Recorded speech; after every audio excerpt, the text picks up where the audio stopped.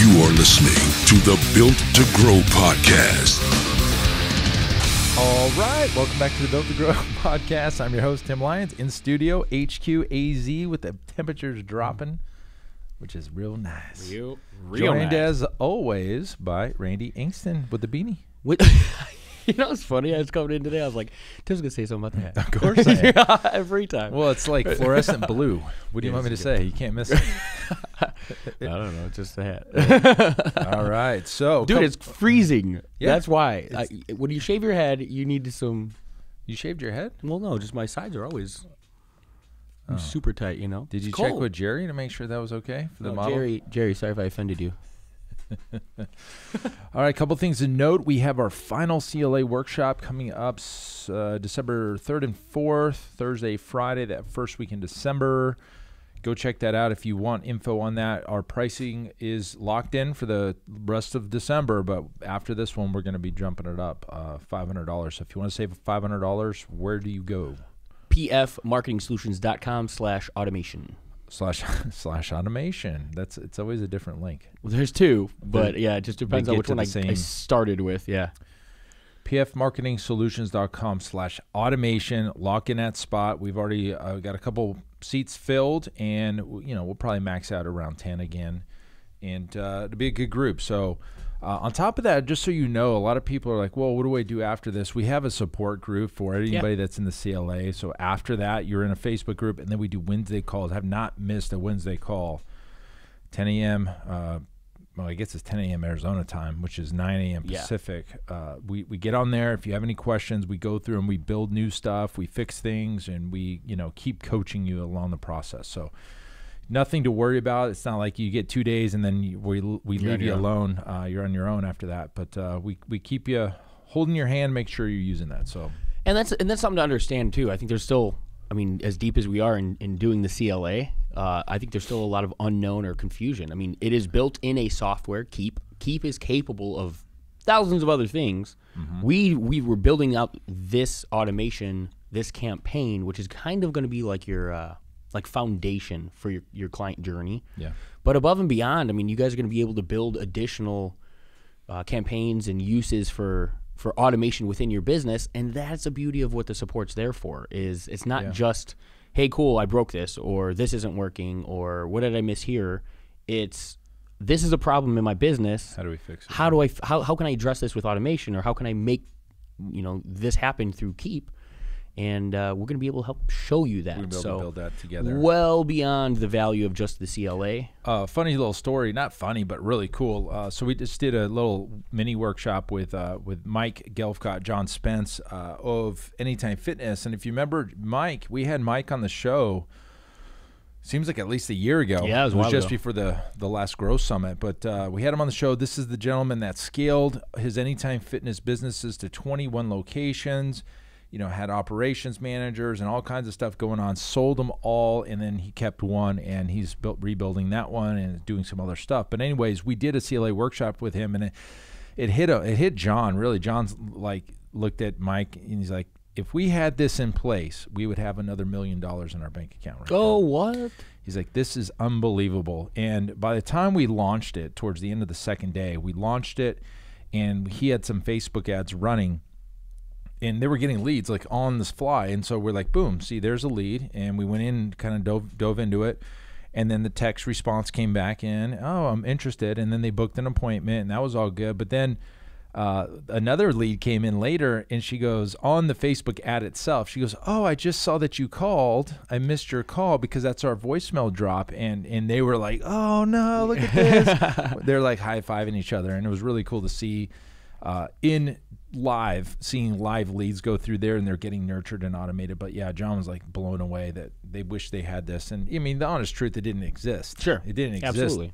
5-6 years ago. It exists now, and that's why we're building it. And we're really pressing the gas on this, and we're continuing to make it better and better and better. So get in on that. That's December 3rd and 4th. But the topic for today is it comes up from a coaching call that we had, and this gentleman we're working with him, and he's been in business for I think 15, 16 years now. I think he's had his gym about 15 years, yeah. And he's always, vacillated between, should I do an annual membership? Should I do month to month? And he's kind of settled in on this, like, I can do 6 months, but I can't, and then he's like, I don't, and I do month to month and I do 6 month agreements. And we had this long conversation and what are the pros and cons of doing each one? And I figured it'd be just as good to share again on this show for anybody that's missed it. We've probably talked about this one other time.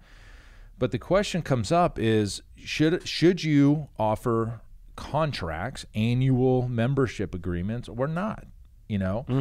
And the argument is, hey, if somebody's in an annual agreement and they get upset and they want to leave, we're going to let them out anyway. So why even force it on them to begin with? And the whole world of subscriptions and Netflix and everything's month to month, and that's kind of the way of the world now. As an argument against it. And then the argument for it, having annual memberships is, not that you're locking somebody in, but you're getting a commitment from them. You can commit to your team. They can commit to you. You can project your revenue over the next, 12 months. Yeah. It keeps the honest people honest. But we're going to tell you a little bit more about in this show how we do it and how we coach our clients to do it, because it's a little unique in a way where we offer both. We offer both options, and so that's what we're going to talk about today. But let's dive right into it. So at our gym here, in case you don't know, we own and operate a gym, Pulse Fitness here in Scottsdale. That's not news. Hopefully that's not news, but the question comes up is, how do we present our memberships? And so we're really big on annual memberships here, and for a lot of reasons, and we'll get into it now. But whenever we present pricing, we always present the annual rates, and the annual rates are going to be lower by default because there's a commitment involved with signing up for a year. Now the question comes up, like, what if I don't want to sign an annual membership? And we offer both. So we offer a month to month. We don't present with that, but we also offer month to month. And for a 25, or sometimes it's 20 in different gyms, but for a 25% surcharge or additional fee, you can go month to month and cancel, 30-day cancellation anytime you want. Waive the commitment by paying a higher month to month rate. Correct. And it's gone over very well, and they can understand that. Like, okay, so if I commit to a year, I get a better rate. If I want to go month to month, I pay 25% more. So for every $100, it's $25 for you doing the math. So if it's $400 membership, it goes to $500. So that's a 25% increase. And so what are the pros and cons? Okay, so you don't lose anybody because you got the annual people that would rather commit to a year and pay a better rate. In full transparency, that's the rate we're good at. Yes. We're good at the annual rate. And that's for something, because earlier you said you actually get it cheaper if you go through an annual, and I wouldn't say you get cheaper, because that is the status quo, if you may. Like, that's the norm. So you actually just pay the premium if you want the luxury option. That's a better way to state it. It's a better way to state it, because we don't ever want you discounting your rates. Exactly. Your annual rates are what your pricing needs to be, and the month to month is more than that. Yes. So you're not discounting anything. You're just adding the premium, like you mentioned. So absolutely true. And the biggest thing that comes up is like, well, Tim, if somebody's in an annual contract and they want out, I'm going to let them out. Like, I'm just going to not enforce it. So why even have it? Well, here's my argument back to that. So when you sign that person up, you make it very clear they're getting a better rate for committing for a year, right? You get a better rate for committing a year. If you don't want to do a year, no problem. It's 25% more, and we'll just put you on a month to month, and you can decide later to upgrade or stay where you're at or whatever you want. And as long as that's very clear in the beginning, if they come back to you, say 6 months into this agreement, and they're like, hey, I'm done, I don't want to work out here anymore, whatever reason, obviously you try to fix it and you try to keep them and do all that stuff. But let's just say it comes down to they are not going to stay. How do we break this agreement? The way we do it, and I think it's unique. I don't know if anybody's ever done this. You either say no. Yeah. You either say, no, you cannot cancel because you signed the agreement, or you say, okay, Mrs. Johnson, no problem. When you sign up for a year, you got a better rate. So if you want to cancel, what we can do for you, and we don't do this for everybody, Mrs. Johnson, what we can do for you is we can revert you back to what you would have been paying, and you just pay us the difference over the last 6 months. You would have paid 25% more over 6 months. Pay that, and we'll let you out of the deal, and everything's status quo and even Steven. And that's a fair argument. And I think that it comes down to like the conversation that you're going to have with that individual. Fairness is really what they're looking for at the end. Nobody wants to pay out, buy out a contract, pay full price for the remainder, which other gyms do, hold people to. But at the end of the day, if you can meet them halfway and make it reasonable, which is a conversation that you had with them as they signed that annual agreement, they knew that this was the other option out there. Right. All you do is revert back to that, and now everybody understands. Cool. This is exactly what I, should have or would have went to if I'd known back then. The gym gets what it, rightfully deserved, technically, and everybody's happy. It's a way. I mean, I'm going to tell this way we do it. It's been working great forever. There's going to be some times where you got that person that just isn't going to play ball, and you either have to make a decision to let them go or whatever, because the worst thing about this industry, or I guess even society is as soon as you piss somebody off, you could be your best friend. They could be a great client, best client ever. And then when it comes down to this contract crap at the end, you're the worst enemy, and you get in a Yelp review or Google review, 1 star. And they can hold that over your head. And it's unfortunate that that's the out. That's the out, right? It's easy to get negative reviews. It's hard to get positive reviews. So there's got to be some mindset out there that I got you, gym owner, I got you with this 1 star, and I'm justified, and I move on, and that's like a complete, closed loop for them. I don't know what it is. I don't go blasting people online. People have too much time on their hands. I don't know. Like, what is this culture? We have a good friend that works in the bar industry, Eric. Yeah, Eric, and he's constantly. Did you see his shirts? Yeah. Defund Yelp. He's constantly posting 1-star reviews and like dissecting them. Yep. And they're great. I mean, it's funny. And there's some bars out there, and you may have seen this on the coasters. Coasters, yes. They put the 1-star reviews on their coasters, or they put a sign out here. Come experience the burger that so and so. Shane J says was the worst on the planet, and he would feed it to his dog. Come experience that via Yelp 1-star review. Yeah, you can celebrate the 1-star reviews. You kind of have to at some point. I think restaurants and higher volume places could get away with more 1-star reviews than, say, a gym. I really do. Or a big box gym could get away with more. I think I really think it comes down to what is said and the trend. Because if you look at a lot of the things, I mean, the ones that Eric posts or the ones that like we see on the coasters and things like that, they're so transparent that this person is that person. It's right now we call them a Karen, right? Somebody who just has to go out and get their voice heard and drive that wedge and make something right. Like, if it's something that transparent, I think from both sides of the coin, you could have fun with it. But if it's something where you as a business owner read it and it hurt, you know what I mean? Like meaningful, meaning you didn't deliver on your promise, or this person had some sort of legitimate concern. Yeah, absolutely. And I don't think any of those 1 stars that most of those restaurants are getting are legitimate. A restaurant's job is to try and make something right, and sometimes they never get the opportunity. Exactly, right? Somebody throws a fit, leaves. Well, we never even knew it was wrong. You know what I mean? Right. So, I agree. I think that it's a numbers game in the end for sure. Yeah, the micro gym game, you got to be, 1-star review could kill you. I mean, it might, if you only have 20 reviews and you have 1 or 10 with 1-star review. Mm-hmm. So you kind of have to get those, reviews back up. And the unfortunate thing is when we moved to this new location, they wiped out all of our old reviews. So like we had 80, 90 reviews, and now we start from zero. And same thing's going to happen again. Yeah. And so you just got to be ready for that. I think it happens on Google too when you change addresses. I forget. But the bottom line is you've got way more reviews in there that they're showing. That's the unfortunate thing, because they'll filter out.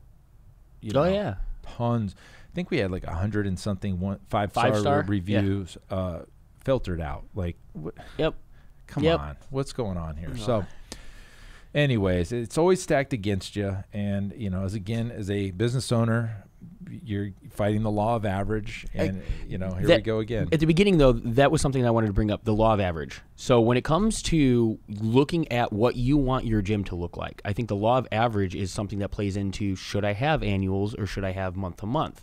Because the conversation that we hear from gym owners on why they went month to month, meaning I don't want to have somebody tied into that. Oh, my clientele doesn't like annual agreements.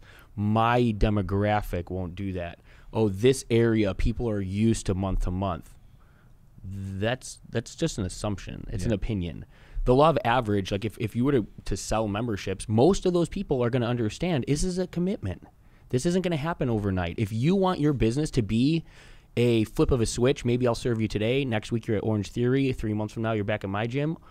If that's the type of business you want to run, a month is easy. But if you are confident in your sales team, if you're confident in the fact that you're a coach, you're prescribing workouts, you're honest with people from the get-go, anybody who's sitting down and buying your services, nobody should leave with the expectation that 1 month is good.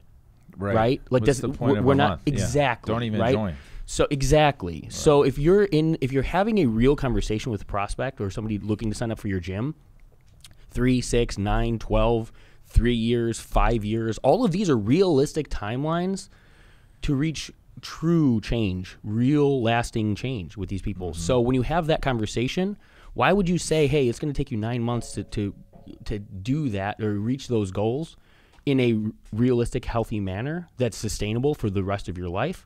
Why are you going to turn around and tell somebody it's going to take 9 months, but, oh, don't worry. Month to month. I'm going to sell you 1 month of our services here. At a time. No. Why are we chipping away at the problem when we know it's going to take that long? It's that confidence factor. Exactly. The gym owner in the seat or the person doing the sales has to have that confidence that, to your point, you're not going to get the result you want in 1 month, so we don't even offer. So why am I selling you 1 month? It's like you don't buy a car one wheel at a time. Yeah.